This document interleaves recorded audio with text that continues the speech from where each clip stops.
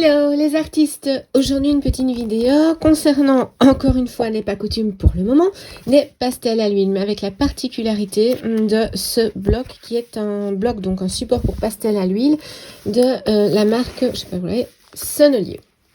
Donc la particularité de ce bloc, donc outre le fait que c'est vraiment prévu pour le pastel à l'huile, c'est que vous avez, donc je vais ouvrir le bloc, c'est que vous avez à chaque fois une feuille d'intercalaire entre chaque feuille de dessin.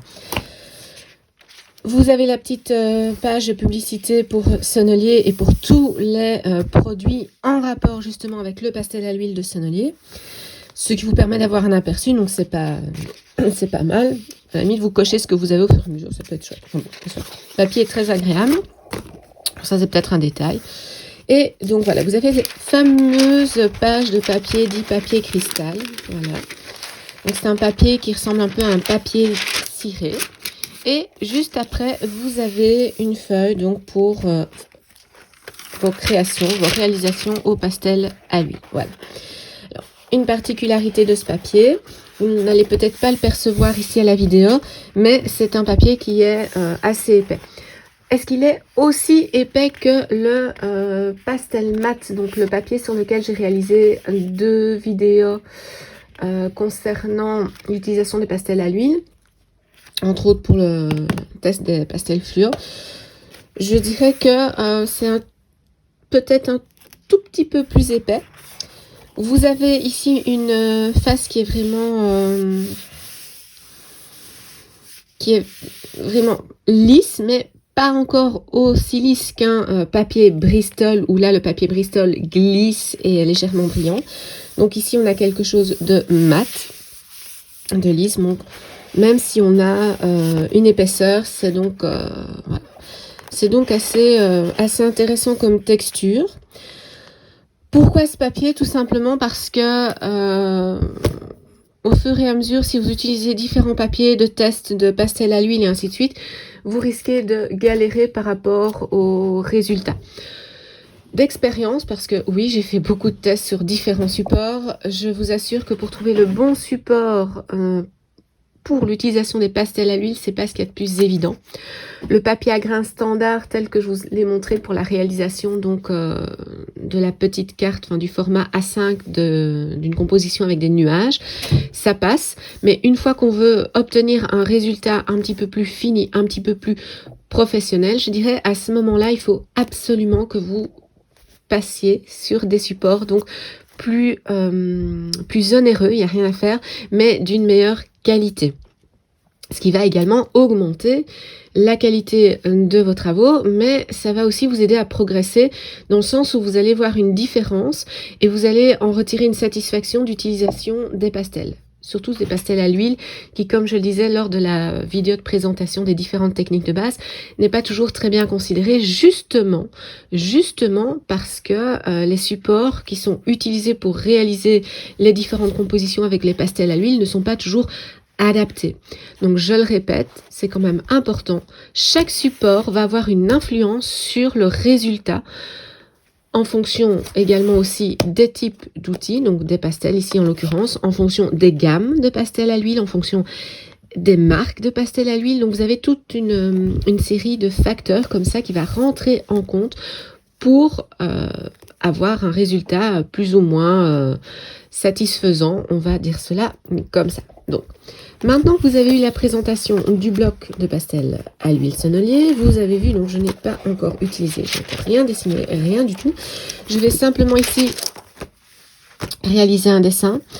Oui, autre élément important, il s'agit d'un bloc de feuilles qui n'est ni un format A4 ni un format A3. Je vais vous montrer ça en comparaison avec 2 feuilles, donc une feuille A3 et une feuille A4 pour que vous puissiez vous situer au point de vue de la dimension. Voici donc au niveau des dimensions, vous avez ici pour le bloc de feuilles des dimensions de 24 sur 32 cm, ce qui est un petit peu plus grand qu'un format A4. Pour vous le montrer, pour que vous puissiez visualiser, je trouve que c'est beaucoup plus pratique que de commencer à mémoriser des dimensions et ainsi de suite. Au format A4, voilà, vous avez ceci. Donc vous pouvez constater qu'il y a quelques centimètres en plus en hauteur et également en largeur, d'accord? Mais cet espace, comme vous le voyez, n'est pas proportionnel. En tout cas, si on retire la partie ici, vous voyez, de la reliure. Maintenant, si on retire la reliure, si on ne tient pas compte de ceci, on a effectivement quelque chose de proportionnel en espace supplémentaire, en hauteur et en largeur. Mais bon, c'est pas le but ici de l'explication. Ensuite, donc vous savez qu'un format A3, c'est 2 fois le format A4. Donc, je vous montre ici, voilà, le format A3 correspond à 2 fois le format A4. Si je prends mon bloc, je vais le faire à l'inverse de l'A4. Si je prends mon bloc ici, vous voyez, je vais le mettre, voilà, bord à bord par rapport au coin supérieur de ma feuille. Et je vais faire un dézoom de la caméra. Voilà, voilà. Ainsi. Voilà. Ainsi, donc, vous pouvez percevoir la différence de dimension. On n'est donc ni dans un A4, ni dans un A3. Donc, pour pouvoir vous repérer plus facilement, prenez comme repère une feuille A4 en y ajoutant donc 3 cm en largeur et 3 cm en hauteur. C'est à ça que correspond cet espace-ci. Bon, c'était juste pour que vous puissiez visualiser la différence entre les formats, je dirais, classiques, ceux que l'on a le plus souvent l'habitude d'utiliser. Donc maintenant, on va retourner au bloc à proprement parler. Et voici donc maintenant en avant pour le dessin, clip, clap, plouf, en 2-3 minutes pour vous, ce sera bouclé.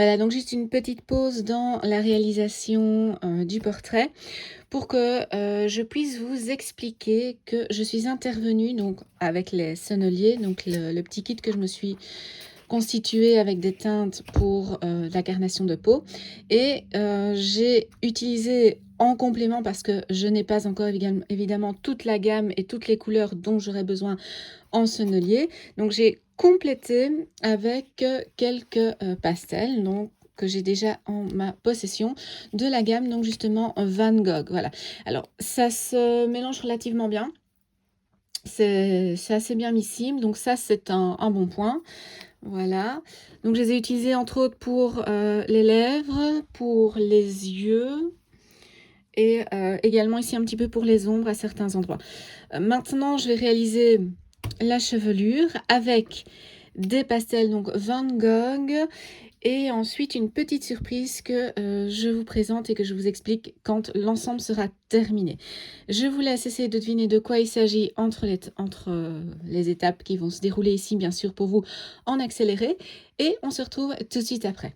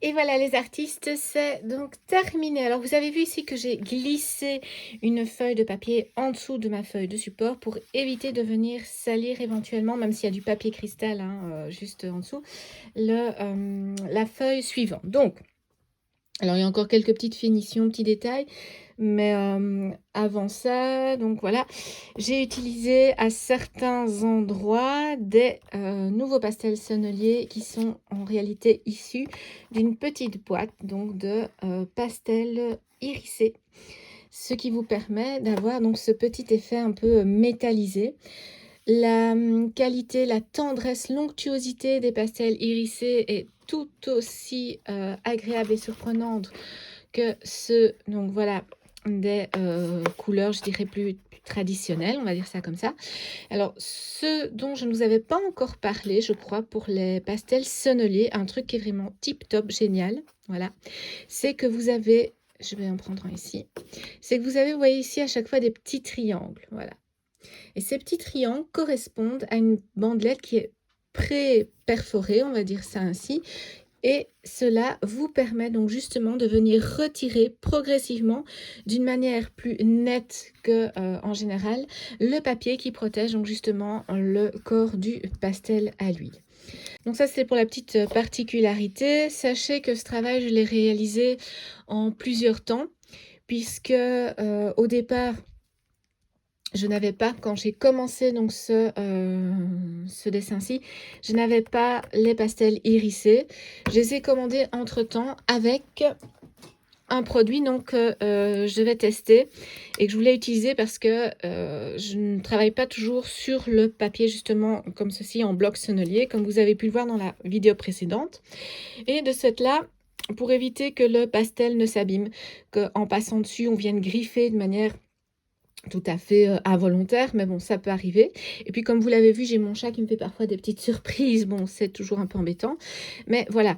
Donc ici, j'en ai profité, donc quand j'ai fait l'acquisition donc de cette bombe de fixatif, d'acheter en même temps les pastels irisés. Puisqu'en plus, il y avait une promotion donc sur le site de 25%. Je n'ai pas pu... ne pas me faire un tout petit peu plaisir.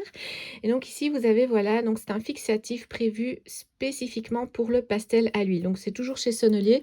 Je n'ai vu aucune autre marque qui réalise ce type de fixatif. Donc on vous explique ici... Je vais vous le présenter. Donc, que le fixatif est donc à base de résine synthétique et non jaunissant. Donc, donne un film incolore qui isole le pastel à l'huile des poussières. Donc, ça, c'est génial parce que avec le côté, l'aspect gras justement des pastels à l'huile, les poussières peuvent se fixer et rester collées au pastel à l'huile donc de votre œuvre. Et le fait que le film donc ne soit pas jaunissant, ça va vous permettre de garder l'intensité de vos couleurs. Donc ça c'est super important. Se pulvérise par phases successives et légères. Donc ça je suppose que vous savez que quand vous allez utiliser une bombe de fixatif, que ce soit pour le pastel à l'huile en l'occurrence ou pour le pastel sec, pastel tendre, pastel à l'écu, vous devez donc bien secouer votre bombe, ça c'est normal. Et ensuite vous allez devoir donc, je vais l'ouvrir, maintenir votre bombe à une distance quand même assez importante. D'ailleurs, elle sort du champ de la caméra. Et ensuite de venir pulvériser avec une légère donc pression ici. Et de venir pulvériser de manière régulière. Une fois, attendre que ça sèche. 2 fois, attendre que ça sèche et le faire autant que vous le souhaitez. Moi, je dirais que 3 à 4 fois, ça vous permet d'avoir une certaine assurance, une certaine sécurité. Surtout, ne pas toucher, ne pas laisser à proximité justement de votre chat ou autre qui aurait tendance à marcher dessus parce que, sinon, toutes les petites aspérités vont se coller. Je reprends la lecture ici. Après usage, retournez l'aérosol, appuyez sur la valve. Donc la valve, pour ceux qui ne savent pas ce que c'est ceci. Afin d'expulser la totalité du dépôt résidant dans la buse. Donc la buse, c'est ça. Pour éviter tout risque de bouchage ultérieur. Donc ça, c'est pour tout spray aérosol. Donc vous faites votre pulvérisation. Quand vous arrivez à la fin, vous faites ceci. Voilà, donc vous retournez, vous appuyez pour que ce qui resterait vraiment ici, voilà, dans la petite buse, s'évacue afin de ne pas boucher, parce que sinon, c'est la cata. Faites également ceci à l'extérieur, donc je ne vais pas pouvoir vous filmer le moment où je vais réaliser la fixation avec la bombe à aérosol, puisque cela se déroulera à l'extérieur. Je ne sais pas si elle est forte odorante, je vous dirai ça après. Je vais fixer ça. Et voici donc le fixatif est bien sec, il a pu sécher pendant plus de 48 heures. C'est un fixatif qui n'a aucune odeur particulière, en tout cas je n'ai rien pu déceler en utilisant la bombe de fixatif à l'extérieur, je le rappelle. Vous voyez donc que quand je vais passer ici mes doigts voilà, sur la surface, rien ne transparaît. Il n'y a donc plus rien qui soit volatile au niveau de la matière. Vous pouvez passer dessus sans problème. Maintenant, n'allez pas avec une pointe sèche ou quelque chose où vous allez gratter parce que là, vous allez effectivement créer des creux, donc d'après la technique du sgraffito. Maintenant, moi, ce que je vais réaliser, c'est une modification au niveau des yeux parce que les yeux ne me conviennent pas. Je ne suis pas satisfaite du résultat. Je vais donc diminuer cet effet d'œil en amande. Et pour ce faire, je vais réutiliser donc des pastels. Donc les pastels que j'ai utilisés pour justement réaliser la colorisation du visage. Et je vais également utiliser en complément, voilà, des crayons Posca. Donc là, vous avez le nuancier que j'avais réalisé, j'ai un petit temps. Voici.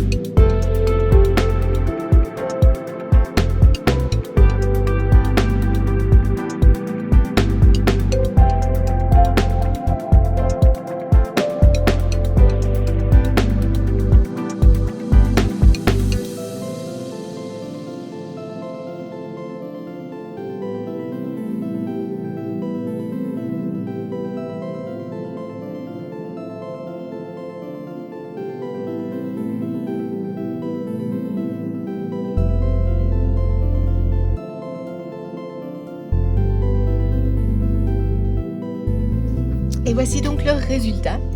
Comme vous pouvez le constater, le travail des crayons Posca et donc avec une teneur en huile plus importante et les pastels à l'huile par-dessus une couche du fixatif, bien sec je le rappelle, est tout à fait possible. Ça vous permet d'apporter des corrections mais également d'apporter une couche supplémentaire de matière en fonction des compositions et donc des résultats que vous voulez avoir. Tout ça pour vous dire que ça m'a permis donc cette petite modification au niveau des yeux de réaliser un autre test. C'est que lorsque votre fixatif est bien sec, après 48 heures, donc lorsque vous n'avez plus la matière, je dirais, de l'aérosol fixatif sur votre doigt, qu'il n'y a plus cette humidité, mais qu'il n'y a plus non plus ce gras qui est donc quand même la qualité du pastel à l'huile qui vient se poser sur vos doigts quand vous passez dessus, donc comme ceci, voilà, vous n'avez rien du tout. Eh bien, ça veut dire que c'est bien sec. À ce moment-là, vous pouvez réaliser des retouches par-dessus votre pastel à l'huile parce que ça on l'oublie parfois, mais une fois que le pastel à l'huile est fixé, vous pouvez réintervenir par-dessus. Alors évidemment, la quantité de matière que vous allez déposer sur votre feuille, je ne peux pas vous dire jusqu'à quelle quantité de matière vous allez pouvoir rajouter après une première couche de fixatif.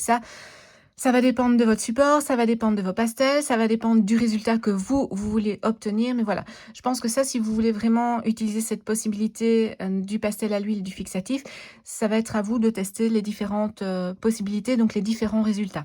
Ici, simplement, ce que je trouve intéressant, et que je n'avais pas testé donc dans les autres vidéos dont je vous avais pas parlé, dont je n'avais pas évoqué la possibilité, c'est justement ce fait qu'une fois que le fixatif est posé, que votre pastel à l'huile est bien figé sur la feuille, que vous n'avez plus de matière qui vient se déposer sur vos doigts, à ce moment-là, vous pouvez réintervenir pour faire des corrections, des modifications. Donc moi, depuis le début, ce qui me dérangeait, c'était le fait que les yeux étaient un petit peu trop étirés donc sur l'horizontalité, ça me dérangeait, ça provoquait des yeux un petit peu trop en amande. Donc ici, ce que j'ai fait, comme vous l'avez vu, c'est que je suis réintervenue avec des crayons, mais attention, pas n'importe quel crayon, ce sont des crayons qui n'ont pas de mine sèche, mais une mine grasse. Donc les crayons ici sont les crayons Posca. Voilà, je vais en sortir un pour vous montrer, qui m'ont permis donc de retravailler sur la surface donc de mon dessin. Bien entendu, si vous donnez une pression trop grande à votre crayon, ce qui va se passer, c'est que vous allez avoir un effet de retrait de matière. Ça va donc réaliser l'effet du sgraffito. Ça peut être intéressant si c'est l'effet que vous recherchez. Bon, moi, en l'occurrence, ici, c'était pas ce que je voulais, c'était vraiment corriger la grandeur des yeux. Donc, vous pouvez superposer avec des crayons donc, qui ont une mine huileuse, ça c'est très important, mais vous pouvez également resuperposer donc vos couleurs de pastel à l'huile sur votre dessin sans problème. Bien sûr, vous allez me dire, mais alors on doit réutiliser le fixatif. Oui, tout à fait. Si vous réutilisez les pastels gras, les crayons huileux sur un dessin, une peinture, on va dire ça comme ça, qui est fixé au départ, donc qui est bien sèche, vous allez rajouter par-dessus de la matière plus grasse. Et donc forcément, si vous ne voulez pas avoir un sale effet quand vous passez votre main par-dessus ou que sais-je, vous devez bien entendu refixer. Le fait de passer une deuxième couche de fixatif ne va en rien altérer votre surface qui a déjà été fixée. Donc ça, c'est très important. Ça va également protéger une seconde fois la surface sur laquelle vous n'avez pas eu de réintervention, mais ça va surtout protéger la partie sur laquelle vous êtes réintervenu, parce que forcément, si vous ne fixez pas votre pastel et que vous le laissez comme ça et que vous avez, par inadvertance, vous passez votre main ou que sais-je, vous avez un chat comme moi qui passe sur vos travaux à tout va, ça va abîmer votre travail. Donc, utilisez-le parce que il n'y a pas de crainte à avoir. Le fixatif, en tout cas le fixatif ici que j'ai utilisé, c'est du Sennelier, pastel à l'huile fixatif d'Artigny, ne jaunit pas, même dans le temps. Il a été prouvé que ce fixatif ne jaunissait pas dans le temps. Ce n'est pas moi qui l'ai prouvé, bien entendu, ce sont des artistes et des scientifiques qui ont pu tester et utiliser ce produit depuis des années, qui ont constaté que effectivement l'œuvre ne jaunissait pas avec l'utilisation de ce fixatif. Voilà, donc j'espère que cette vidéo vous aura plu, que vous aurez pu en retirer certaines astuces. N'hésitez pas à venir partager vos idées, vos avis en commentaire, mettre un petit pouce pour liker la vidéo parce que évidemment ça fait toujours plaisir d'avoir un petit like en plus, et également si vous voulez être tenu informé de la suite des vidéos, parce que évidemment il y aura d'autres vidéos qui vont suivre, entre autres sur le pastel à l'huile et également sur les crayons Posca dont je parlerai incessamment sous peu. N'hésitez pas à cliquer sur la petite clochette, ainsi vous serez tenu informé des nouvelles publications. Je vous dis à la prochaine, prenez soin de vous et bye bye.